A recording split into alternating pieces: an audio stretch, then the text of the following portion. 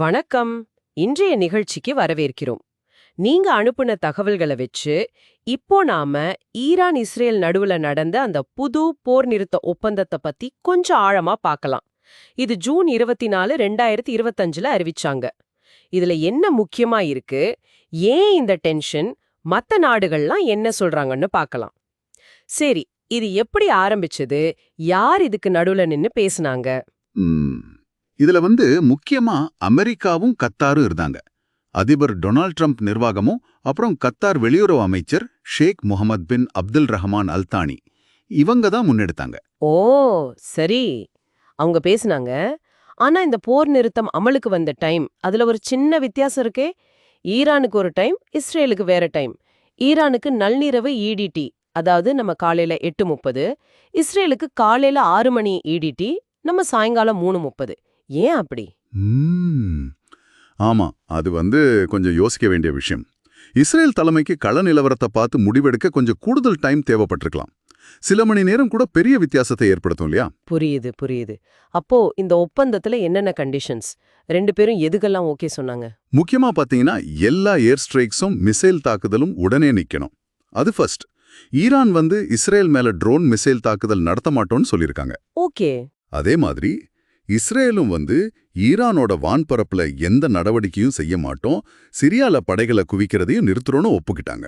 சரி, இது தவிர வேற என்ன முக்கியமா இருக்கு? அந்த பணைய கைதிகள் பத்தி ஏதாவது? நிச்சயமா, அதுவும் ஒரு முக்கியமான பாயிண்ட். ஹமாஸ் அவங்களுக்கு ஈரான் சப்போர்ட் இருக்குன்னு சொல்றாங்க இல்லையா? அவங்களுக்கும் மத்த மீடியேட்டர்ஸ், அதாவது கத்தார், எஜிப்து, துருக்கி, இவங்களுக்கு நடுவுல பணைய கைதிகள் பத்தின பேச்சுவார்த்தை மறுபடியும் ஆரம்பிக்கும்.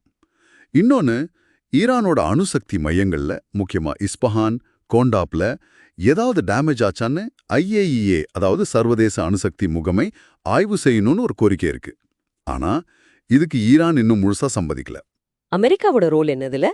அவங்க நேரடியா சண்டைக்கு வருவாங்களா? ஒப்பந்தத்துல என்ன சொல்லியிருக்காங்கன்னா, அமெரிக்க படைகள் நேரடியா போருக்கு வராது. ஆனா அதே நேரத்துல தங்களோட கூட்டாளிகளையும் நலன்களையும் பாதுகாக்க வாஷிங்டனுக்கு உரிமை இருக்குன்னு தெளிவா சொல்லிட்டாங்க. இது ஒரு மாதிரி மறைமுக எச்சரிக்கை மாதிரி ஈரான் பக்கமும் இஸ்ரேலுக்கு ஒரு தைரியம் கொடுக்கற மாதிரியே இருக்கலாம். ஆனா பாருங்க, ஒப்பந்தம் போட்ட சூட்டோட சூடா மீறல் குற்றச்சாட்டு வந்துருச்சு. இதுதான் பிரச்சனைய பெருசாக்குது இல்லையா? ஆமா ஆமா, அதுதான் இப்ப பெரிய சிக்கல். போர் நிறுத்தம் அமலாகி கொஞ்ச நேரத்திலேயே இஸ்ரேல் பாதுகாப்பு படை, அதாவது IDF என்ன சொல்றாங்கன்னா, ஈரான் போர் நிறுத்தம் ஆரம்பிச்சு 2 மணி நேரம் கழிச்சு பீர்ஷேபா மேல மிசைல் போட்டாங்கன்னும், இதுல 4 பேர் இறந்துட்டாங்கன்னு சொல்றாங்க. ஐயோ, இதுக்கு இஸ்ரேல் என்ன பதில் சொன்னாங்க? ஈரான் இதை ஏத்துக்கிட்டாங்களா? இஸ்ரேல் பாதுகாப்பு அமைச்சர் யோவ் கேலண்ட் உடனே தெஹ்ரான் மேல தீவிரமான வான்வழி பதிலடி கொடுக்க ஆர்டர் போட்டதா நியூஸ் வந்துச்சு. ஆனா ஈரான் இத சுத்தமா மறுக்குது. இது கட்டுக்கதைனும் அவங்க கடைசி ஆபரேஷன் போர் நிறுத்த டைமுக்கு முன்னாடியே முடிஞ்சிருச்சுன்னு சொல்றாங்க. அப்படியா? அப்போ நிலைமை ரொம்ப மோசமா தான் இருக்கு. அந்த மிசைல் டிஃபென்ஸ் சிஸ்டம்லாம் கூட ஆக்டிவேட் ஆச்சுன்னு சொன்னாங்களே, உண்மைதான். அஷ்டோத், நெகேவ், டெலாவேவ் ஏரியாக்கள்ல இஸ்ரேலோட அயன்டோம், டேவிட் ஸ்லிங் சிஸ்டம்ஸ்லாம் சுமார் 10.15 AM UTCக்கு ஆன் பண்ணாங்க. இது காட்டுது நிலைமை எவ்வளோ சீரியஸா இருக்கு, ரெண்டு பக்கமும் நம்பிக்கை எவ்வளோ கம்மியா இருக்குன்னு.